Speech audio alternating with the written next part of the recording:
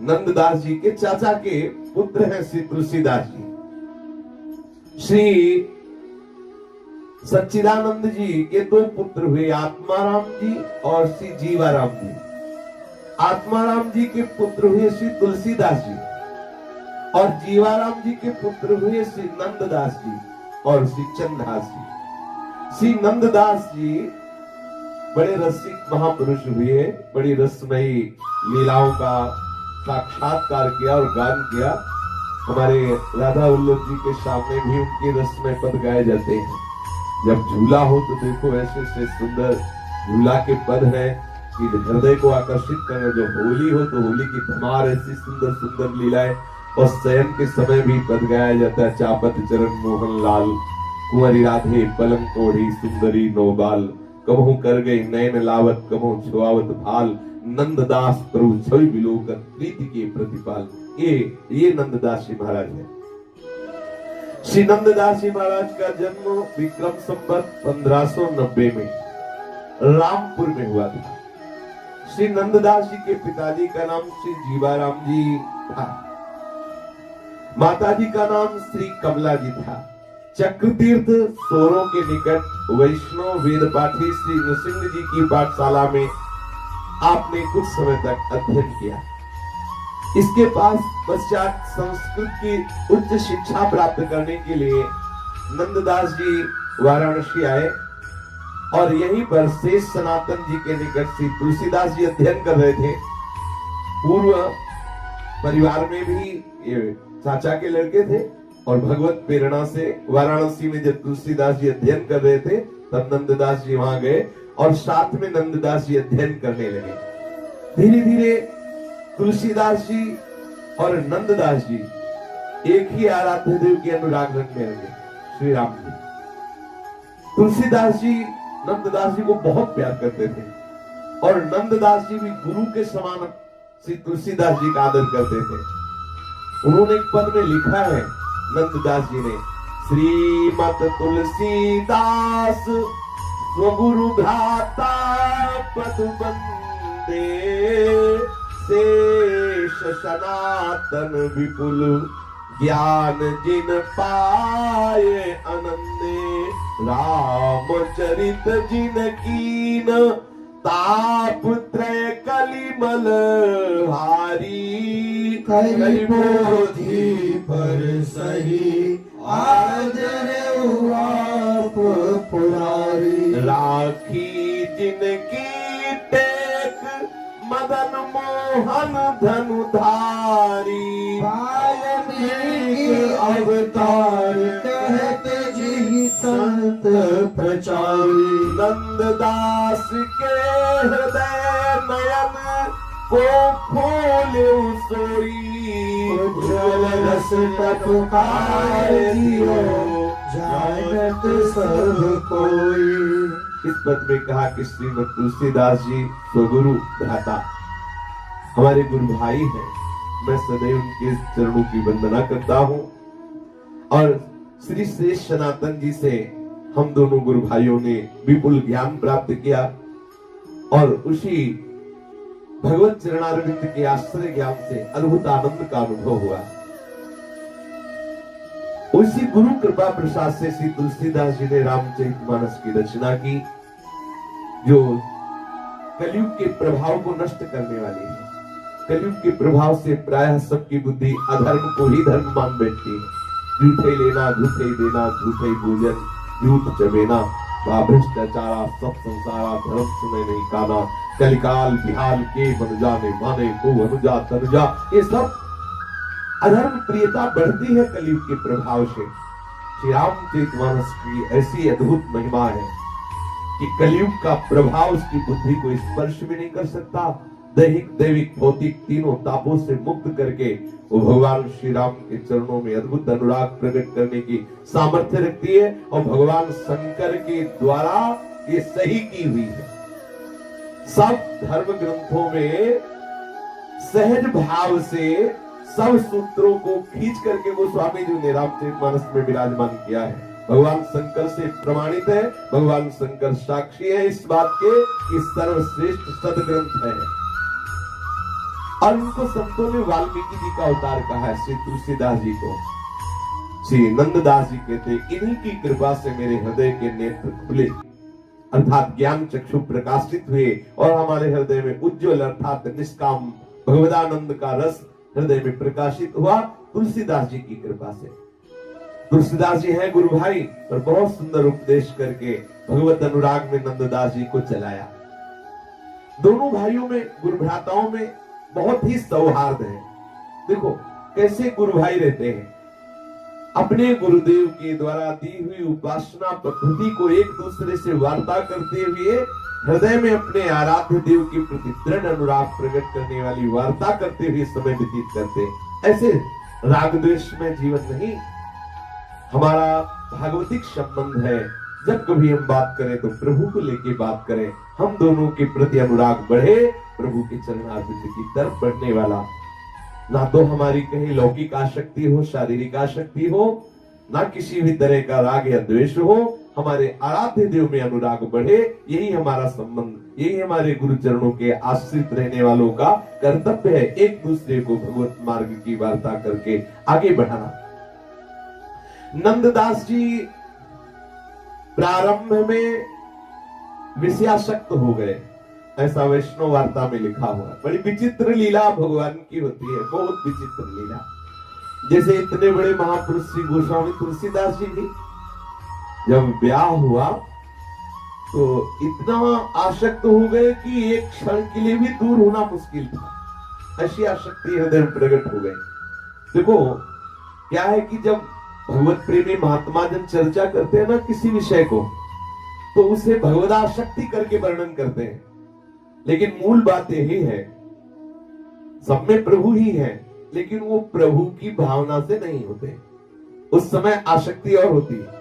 जैसे जब कोई वैष्णव प्रेमी वर्णन करेगा तो कहेगा तुलसीदास जी अपनी पत्नी में भगवान का दर्शन करते थे, इसीलिए आसक्त थे। ये है उस वैष्णव के हृदय की बात। तुलसीदास जी केवल पत्नी में आसक्त थे, तभी उसने कहा यदि ये आसक्ति राम पे करते तो तुम्हारा जीवन कृतार्थ हो जाता।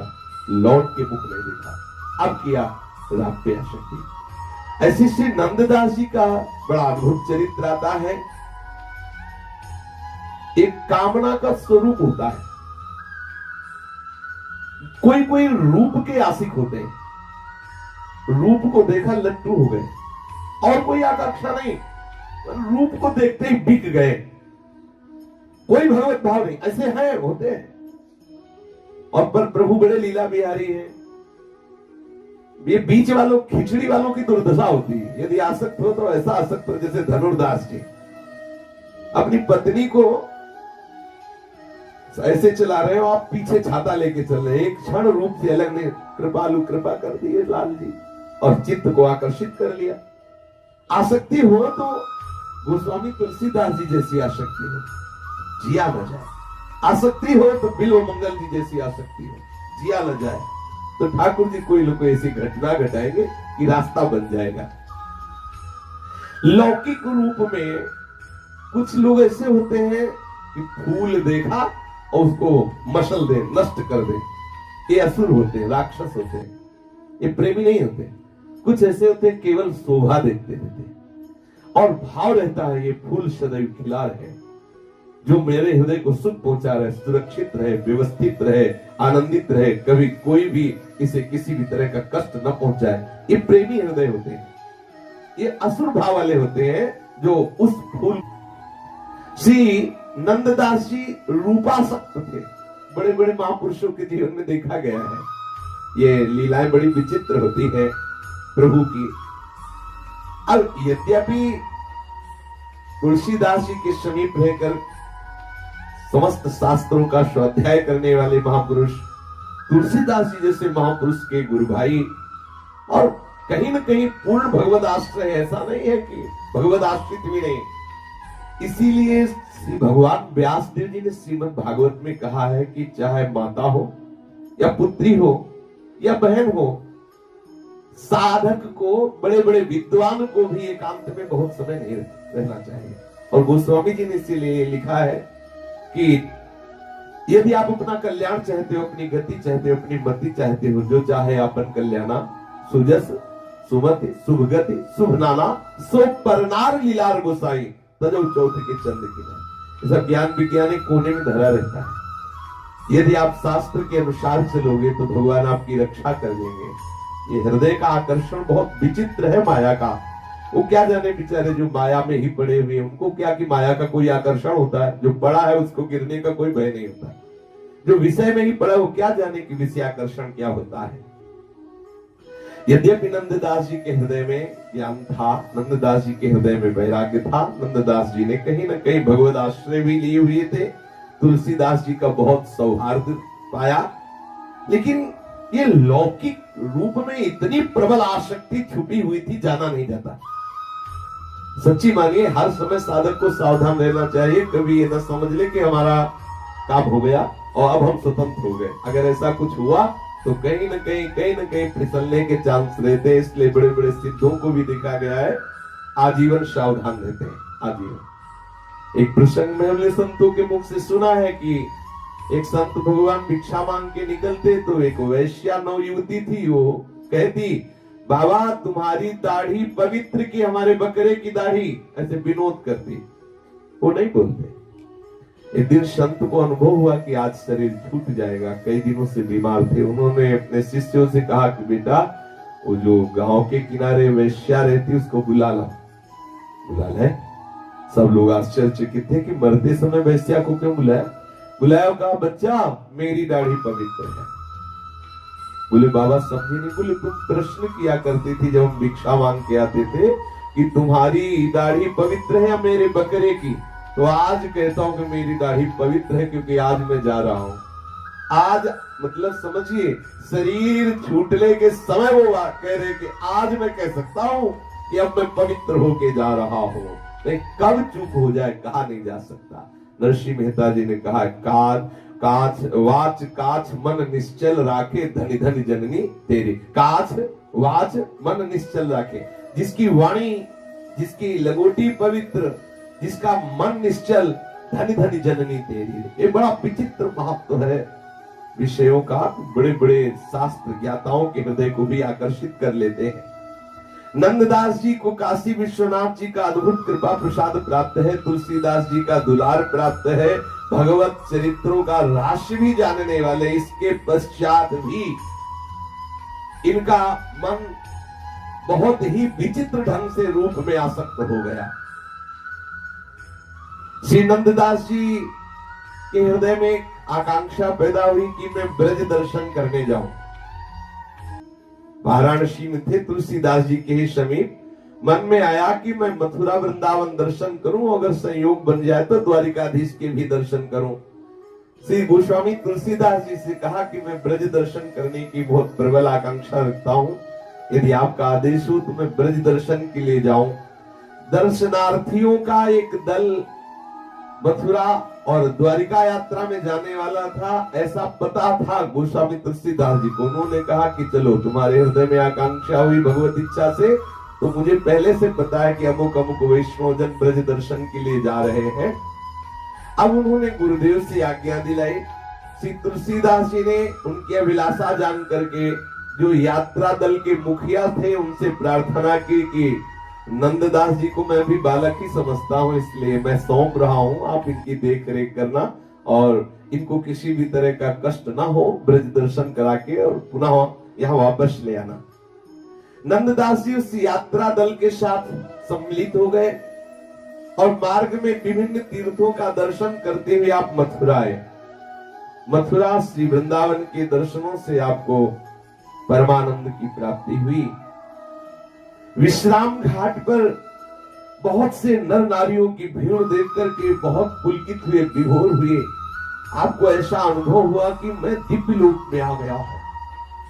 विश्राम घाट में बहुत भीड़ देख करके आपको बड़ा आह्लाद हुआ, ऐसा लगा कि मानो मैं साक्षात श्री कृष्ण के उस लीला में सम्मिलित हो रहा हूं। ये सब गोप जन है, ये सब गोपियां हैं, ऐसा उनको बड़ा आनंद का अनुभव हो रहा है। आप ब्रज दर्शन से प्रभावित होकर यात्री दल के साथ पड़ाव 10 दिन का ब्रज में था, तो दर्शन करते, आज यहाँ दर्शन, आज यहाँ दर्शन, 10 दिन ब्रज में दर्शन हो। नंददास जी के हृदय में बात आई कि कम से कम 25 दिन तो रुके। 10 दिन में क्या होगा, अथवा वर्ष 2 वर्ष रुक जाए, नहीं तो पूरा जन्म ही ब्रज में रुक जाए, परेशानी क्या है। ये तो बड़ा रसमय धाम है। अब मेरा मन तो ऐसा लग रहा है कि आजन्म में इसी धाम में रह जाऊं, मैं कभी लौटकर वाराणसी न जाऊं। नंददास जी ठाकुर के निज परिकर के हैं, इसलिए उनका मन अटक गया, ब्रज में आसक्त तो हो गया। और आशा जाकी जहां बसी तहां ताकी ताही को बाशा, जहां जिसकी आशा वही उसका वास माना जाता है। श्री नंददास जी कई दिन पर्यंत यमुना पुलिन के कुंज निकुंजों में घूमते रहे, उन्हें सुध ही नहीं रही। भूलते भटकते थकित तो हो आप प्रेम विभोर होकर के विचर रहे थे ब्रजमंडल में।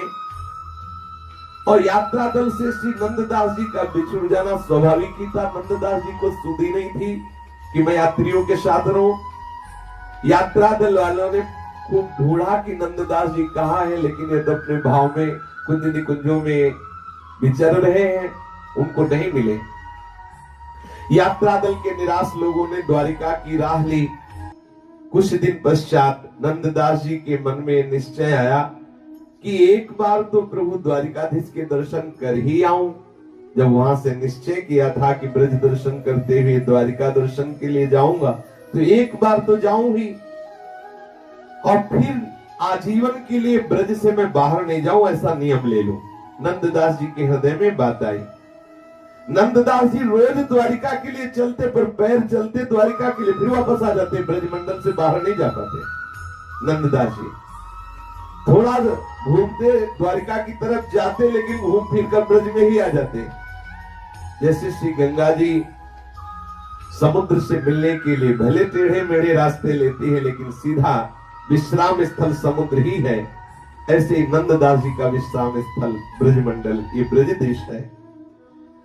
नंददास जी ने फिर एक बार हिम्मत की कि मन में एक वासना है कि एक बार द्वारिकाधीश के दर्शन करूं, तो हिम्मत करके द्वारिका की ओर प्रस्थान किया।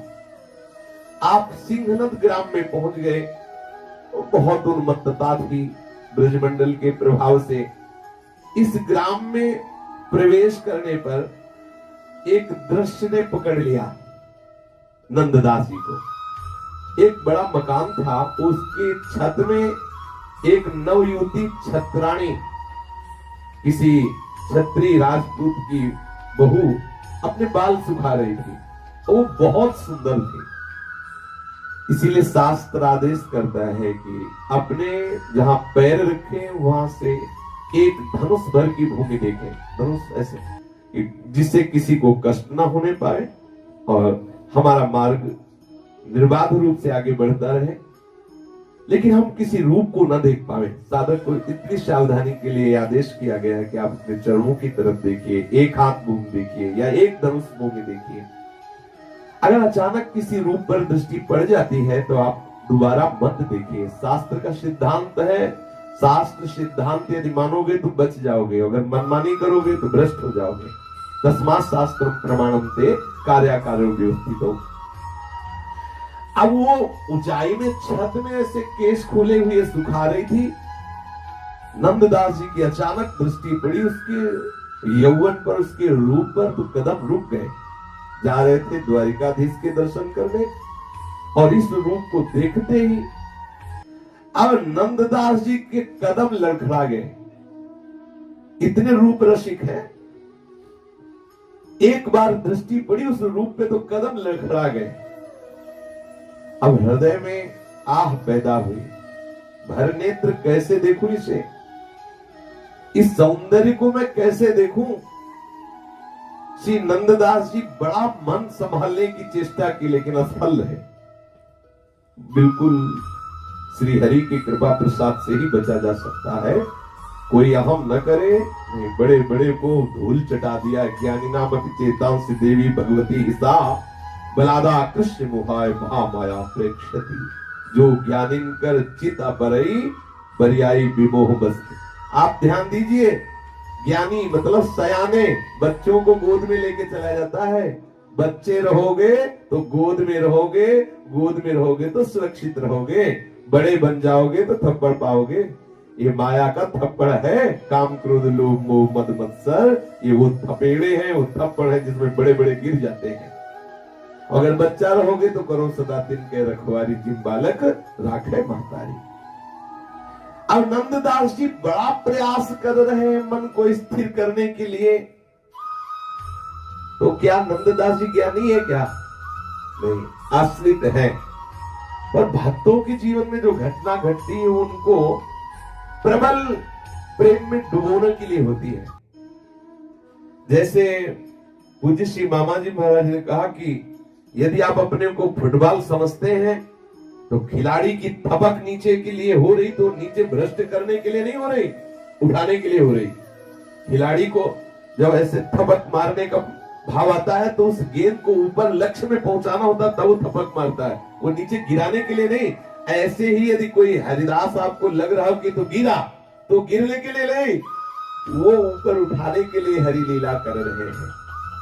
अब श्री नंददास जी के हृदय में उस सुंदरी छत्राणी के रूप को देखने के लिए इतनी प्रबल पिपासा हुई कि नंददास जी उसके दरवाजे में जाके बैठ गए। कभी तो निकलेगी, अब अटारी में तो जा नहीं सकते, बड़ा महल है। अब दरवाजे में बैठ, कभी तो निकले, एक बार देख लूं। कैसी आसक्ति है। प्रभु कृपा करे ऐसी आसक्ति प्रभु के चरणों में अपनी शक्ति हो जाए तो काम बन जाए। देखो कैसे अधिकारी है प्रभु के चरणारविंद के, इतनी प्रबल रूप पिपासा है कि असमर्थ हो गए, दरवाजे पे जाके बैठ गए। कभी तो निकलेगी, एक बार भर नेत्र रूप देख ले। ये ऐसे ही रूपासक्त जनों को लाल जी अपने रूप दिखाते हैं।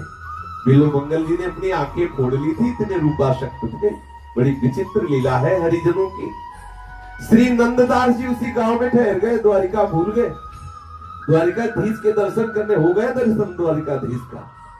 और पूरी रात व्यतीत हो गई उसके दरवाजे में बैठे। बड़ा महल है तो वैसा थोड़ी कि दरवाजे में किसी कार्य हेतु ही तो जाएगी, ऐसे थोड़ी दरवाजे से।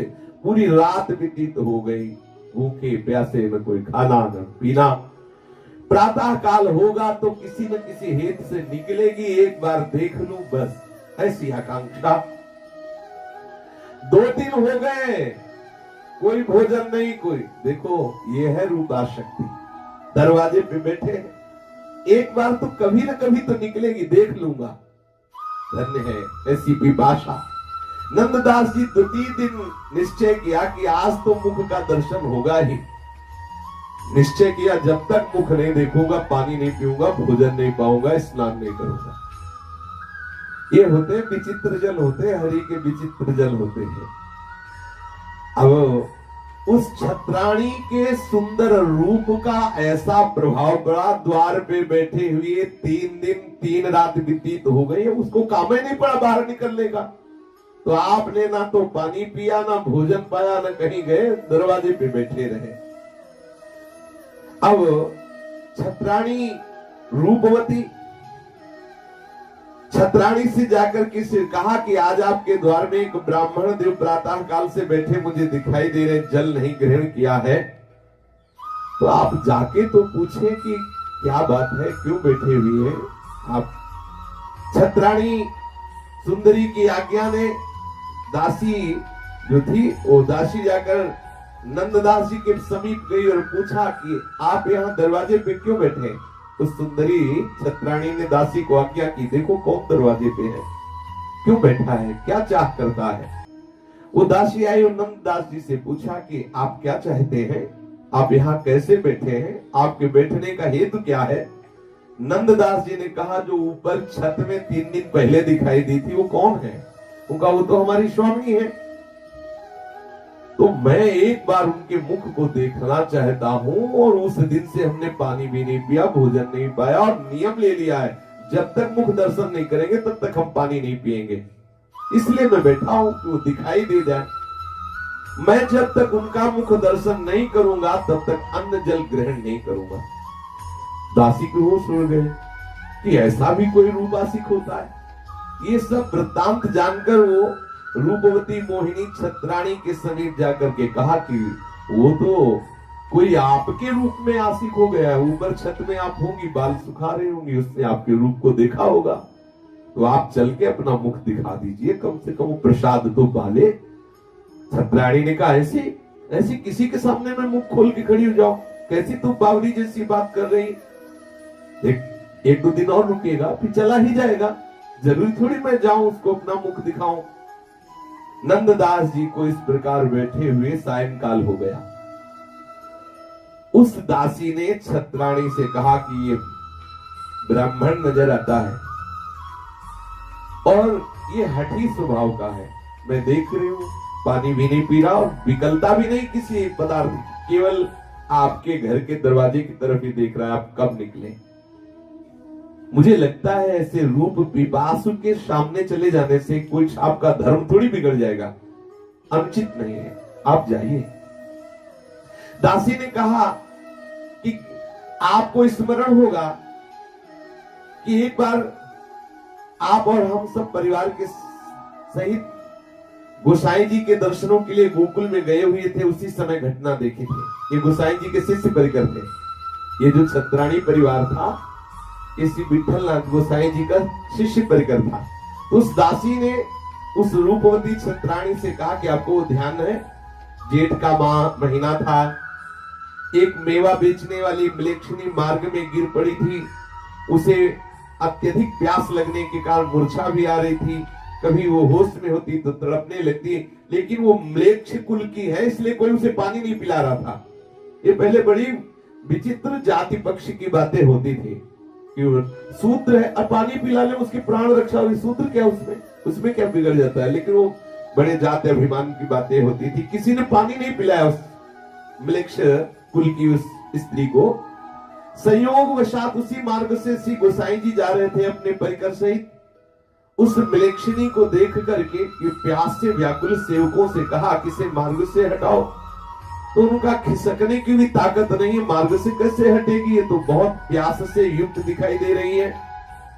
मलेक्षिणी ने इशारा भी किया कि हमें अगर जल पिला दिया जाए तो हमें हिम्मत आ जाएगी, मैं मार्ग से हट जाऊंगी। बोलने में समर्थ थी केवल इशारे से, मानो मैं बहुत प्यासी हूं। गोसाई जी ने कहा तुरंत हमारी जलझारी लाओ पिलाओ। सेवकों ने कहा भगवान आपकी जलझारी क्यों दूं, आपकी जलझारी से इस मलेक्षिणी को क्यों जल पिलाऊं। उन्होंने कहा अरे जलझारी तो दूसरी भी आ जाएगी, इसके प्राण की रक्षा हो जाएगी, प्राणों से बढ़कर जलझारी थोड़ी है, आप जरूर पिलाओ इसको। और गोसाई जी महाराज ने अपनी जलझारी से उस मलेक्षिणी को स्वयं अपने कर कमल से जल पिलाया। वो दासी उस रूपवती छत्राणी से करी, तुम नहीं गोसाई जी की शिष्य हो और तुम्हारे दरवाजे पर ब्राह्मण मर जाए भूखा प्यासा और तुमसे रूप नहीं दिखाओगे, कौन सा धर्म है। आप गृहस्थ हो, आपके दरवाजे पर आया हुआ अतिथि आपके रूप दर्शन करना चाहता है। चीटी से हाथी पर्यंत समस्त देहधारियों में प्रभु विराजते हैं, आप ऐसी भावना क्यों नहीं कर रहे हैं। श्री ठाकुर जी की बड़ी विचित्र लीला होती है। अब आप विचार करो, ऐसा कोई रूपवान होगा कि जिसके रूप को देखकर इस कोटि का महापुरुष आसक्त हो जाए।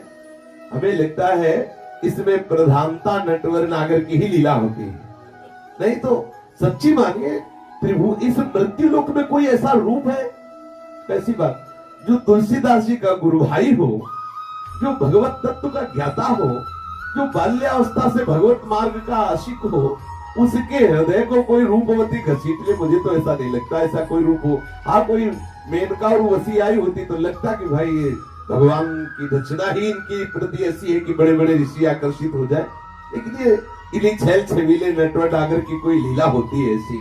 अब देखो स्पष्ट दिखाई देगी कि क्या लीला होती, इनका रूपाशक्त कहां पहुंचाता है। और दासी ने कहा उस रूपवती से कि इतना ही नहीं, गोसाई जी ने उसे जल पिलाया, जब होश आया तो उसके नाम में कृष्ण मंत्र भी दिया, कृष्ण नाम भी दिया। और गोसाई जी ने उसे कहा कि अब तुम और कहीं मत जाओ, सीधे गोकुल में जाओ और वहीं रहो जाकर के। इतना प्यार किया उससे मलेक्षिणी को। मलेक्षिणी गोकुल आ गई और वहीं वास करने लगी, वहीं मेवा बेचती और नवनीत प्रिय ठाकुर जी के लिए रोज उसी से मेवा ली जाने लगी और उसको पैसा देते, उचित पैसा देते। कितना सुखी कर दिया गोसाई जी ने उस मलेक्षिणी को। आप ऐसे गोसाई जी के शरणागत हो, तो आपको चाहिए कि दरवाजे पर जो ये ब्राह्मण देवता ये वैष्णव बैठा हुआ है, इसको भोजन और पानी पीने के लिए प्रेरित करें। आप जाएं सामने, आपने रूप का उन्हें दर्शन कराएं। छत्राणी दासी की बात सुन करके हृदय में बात लाई कि ठीक कह रही है, और कोई बात तो है नहीं, केवल देखना ही है। दासी को साथ में लिया और अपने महल के दरवाजे पर आई। नंददास जी ने भर नेत्र उस रूप के दर्शन किए, बस बिना कुछ बोले उठे और चल दिए। दूसरे दिन फिर आके दरवाजे पे बैठे। अब नंददास जी ने उस दरवाजे पर एकटक दृष्टि जमाए हुए है। वो किसी कारण से कार्यवश गृह से बाहर निकली तो नंददास जी ने फिर रूप भर नेत्र देखा, उठ के चल दिए। बात करना नहीं है, बस केवल देखना है। अब नंददास जी रोज सवेरे मंगला में आके बैठ जाते। एक बार तो दर्शन मिल जाए, एक बार। उस गांव से आगे द्वारिकापुरी ले गए, वही गांव में रुके, एक बार दर्शन मिल जाए बस, इसलिए दरवाजे पे बैठ जाते। और जिस दिन दर्शन न होता उस दिन भोजन पानी नहीं हुए, दरवाजे पे बैठे रहते।